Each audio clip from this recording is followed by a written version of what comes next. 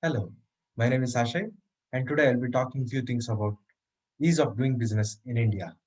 India is going through a period of unprecedented economic liberation, opening its vast customer consumer base to international firms. However, it is a notoriously difficult place to do business, and having local help on the board is the key to unlocking the country's vast economic potential. India currently ranks 63 out of 190 countries in ease of doing business. India is an enormous country with vast economic potential. But traversing the diverse and complicated corporate landscape can be a daunting task without the right help on the board. Not only is India one of the fastest growing countries in the world, it is also through a period of unprecedented economic liberation, granting overseas investors more access to its vast and varied market than ever. A large young population and a strong export sector await expanding its business.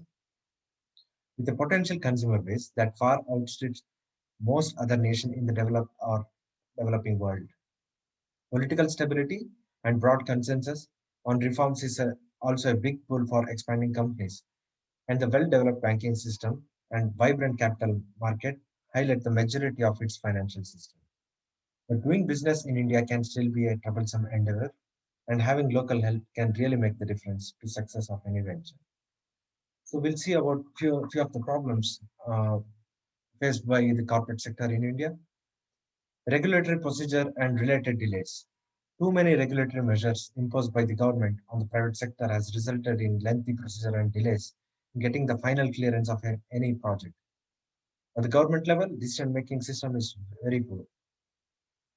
Unnecessary controls. From the beginning, the private sector of the country is subjected to unnecessary controls of the government.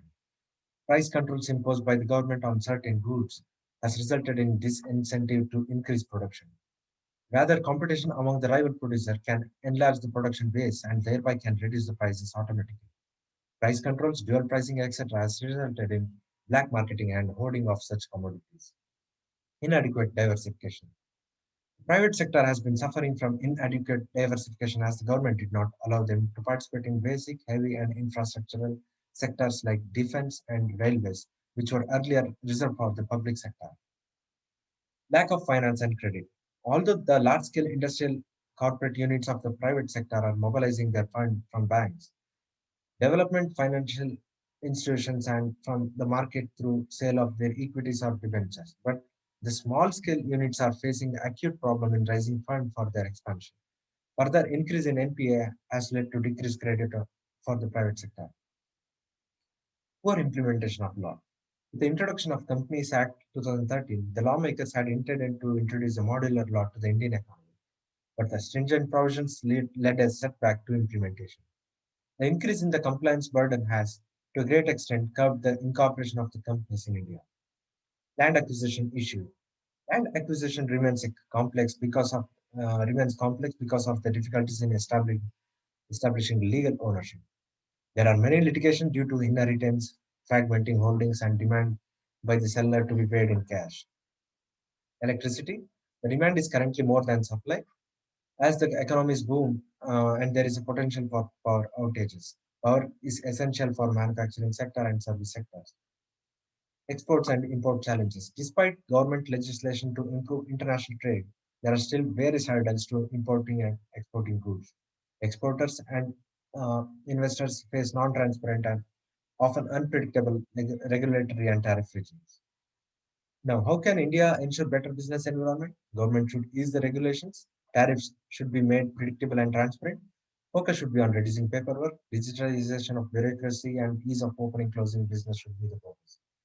Law reform should be initiated with the aim to make labor laws and corporate laws easy and simple.